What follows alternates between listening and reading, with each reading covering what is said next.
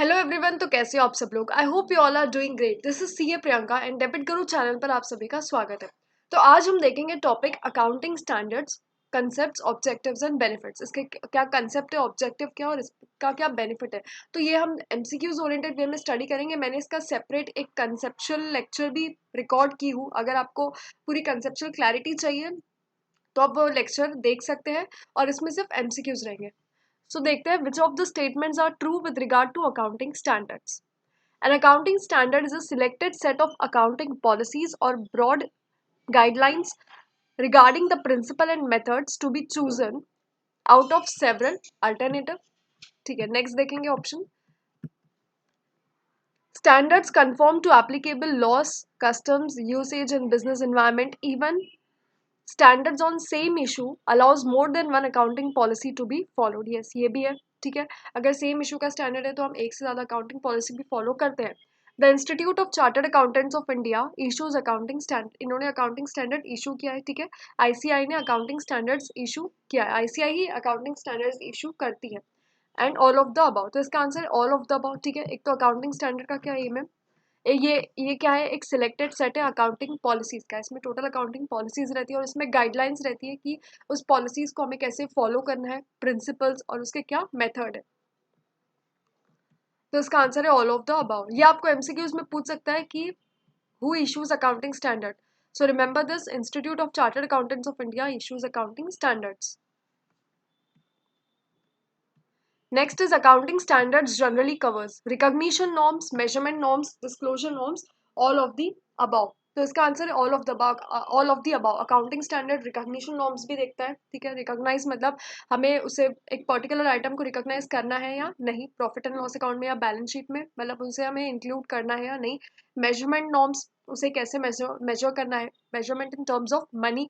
Disclosure norms मतलब हमें in the notes to accounts हमें क्या डिस्क्लोज करना है, कौन से अकाउंटिंग पॉलिसीज डिस्क्लोज करना है। अगर कोई अकाउंटिंग पॉलिसी में चेंज हो रही है तो वो हमें डिस्क्लोज करना है नोट्स टू अकाउंट्स में। तो accounting standards covers all the three, that is recognition norm, measurement norms and disclosure norms. Accounting standard board is constituted by, किसने कंस्टिट्यूट किया है, central government of India? No, institute of chartered accountants of India. ठीक है, ICI ने accounting standard boards को constitute किया है क्योंकि आईसीआई ही अकाउंटिंग स्टैंडर्ड्स इशू करता है। तो institute of chartered accountants of India. Next है international accounting federation. No, united states government भी नहीं। So accounting standard board is constituted by the institute of chartered accountants of India. The accounting standards are formulated because, हम accounting standards क्यों formulate होते हैं? Central government directed the ICI, central government direct की ICI को। Companies act बोलता है या फिर institute of chartered accountant of India recognizes the need to harmonize the diverse accounting policies and practice at present in use in India on a particular issue, या फिर all of the above। तो इसका answer है ICI recognizes the need to harmonize the diverse accounting policy। जैसे accounting policies बहुत है तो हर एक एंटरप्राइज अगर अपनी अपनी अकाउंटिंग पॉलिसी फॉलो करेंगी तो ये एक प्रॉपर कंसिस्टेंसी नहीं रहेंगी। ठीक है, फिर तो हर कोई एंटरप्राइज अपनी अपनी अलग अकाउंटिंग पॉलिसी को फॉलो करेंगी। सो अकाउंटिंग स्टैंडर्ड बोर्ड जो आईसीआई ने कंस्टिट्यूट किया, अकाउंटिंग स्टैंडर्ड बोर्ड, वो प्रॉपर अकाउंटिंग स्टैंडर्ड्स प्रिपेयर करती है एंड कंपनीज के लिए मैंडेटरी रहता है कि वही अकाउंटिंग स्टैंडर्ड को फॉलो किया जाए। When the provisions of accounting standards and the law conflict, then the enterprise should follow। अगर accounting standard कुछ और बोलता है और law कोई और बोलता है तो हमेशा law shall prevail। ठीक है, always remember provision of law shall prevail। तो provision of accounting standard no, provisions of law, provision of law or accounting standard which they feel suitable no, provisions of law or accounting standard which their auditor suggests no, only the provisions of law will prevail। In formulating accounting standard on any particular issue, the accounting standard board will consider the views of।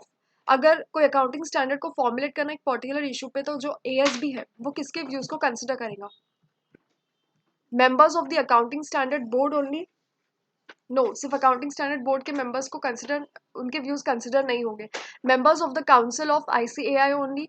judge of the Supreme Court only, representatives of government, public sector undertaking, industry and other organizations and members of ICI. तो जो भी government public sector undertaking है उसके representatives, industry के और other organisation और जो भी आईसीआई के मेंबर्स हैं उनके भी व्यू को कंसिडर करके अकाउंटिंग स्टैंडर्ड्स प्रिपेयर होते हैं. इसका जो वीडियो है कंसेप्चुअल वीडियो वो मैंने एक सेपरेट रिकॉर्ड की हूँ. इसमें मैं सिर्फ आपको जितना आपको एमसीक्यूज में पूछ सकता है वही आपको एक्सप्लेन कर रही हूँ.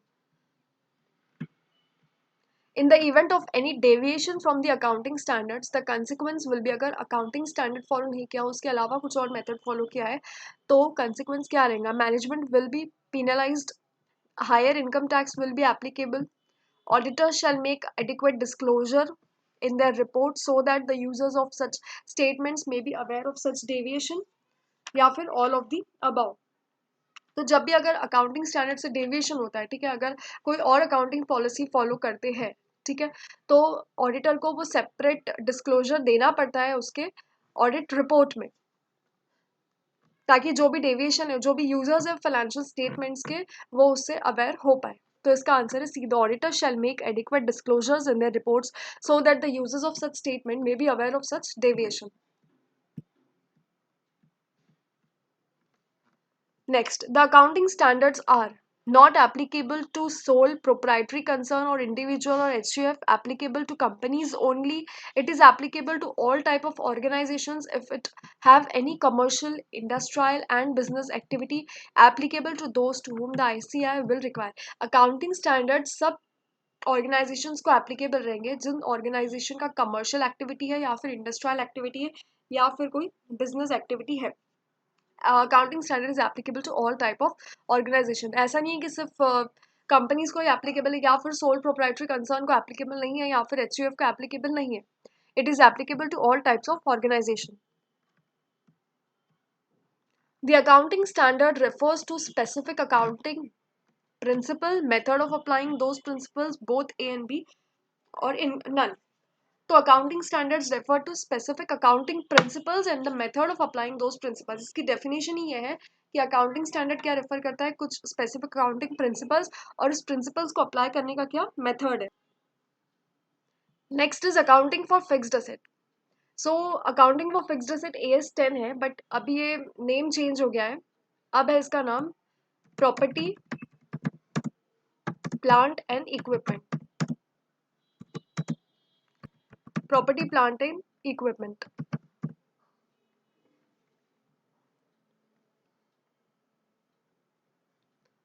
एंड AS6 जो डेप्रीसिएशन था वो अब AS6 हट चुका है. AS3 is what? Cash flow statement, ठीक है, and AS2 is inventory. Depreciation is omitted.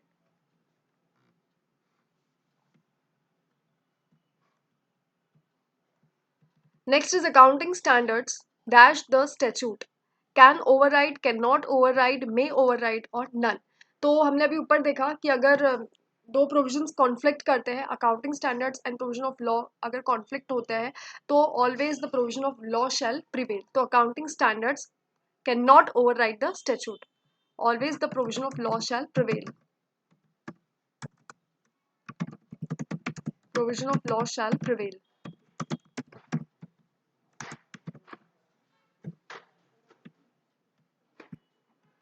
Next is IASB stands for Indian Accounting Standards Board, Indian Accounting Standards Bulletin, International Accounting Standards Bulletin, International Accounting Standards Board. So IASB means International Accounting Standards Board. Board. Always remember this.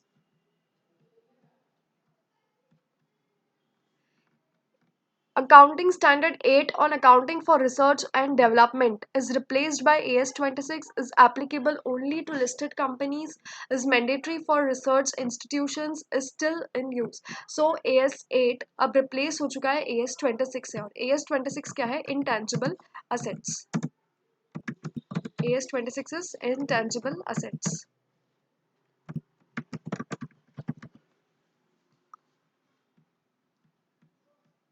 The purpose of international accounting standards is to harmonize accounting policies, eliminate the non-comparability of financial statement, improve reliability of financial statement, all of the above. तो इसका purpose all the three है। एक तो accounting policies को harmonise करो, जो different accounting policies follow होती है उसे हार्मोनाइज करके एक consistent set of policies prepare करना है। एलिमिनेट करो अगर फाइनेंशियल स्टेटमेंट में कोई नॉन कंपेरेबल आइटम्स है उसे एलिमिनेट करो। इम्प्रूव करो फाइनेंशियल स्टेटमेंट्स की रिलायबिलिटी को, ठीक है, it should be free from error. तो इसका आंसर है all of the above. AS2 is on disclosure of accounting policies, valuation of inventory, revenue recognition, depreciation, accounting. AS2 is valuation of inventory, ठीक है।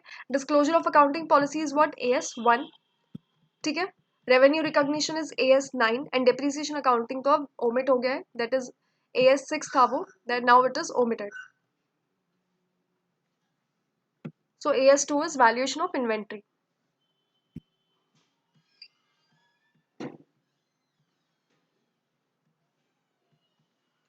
So यहाँ जितना आपका accounting standard से related topic है दैट इज कवर्ड।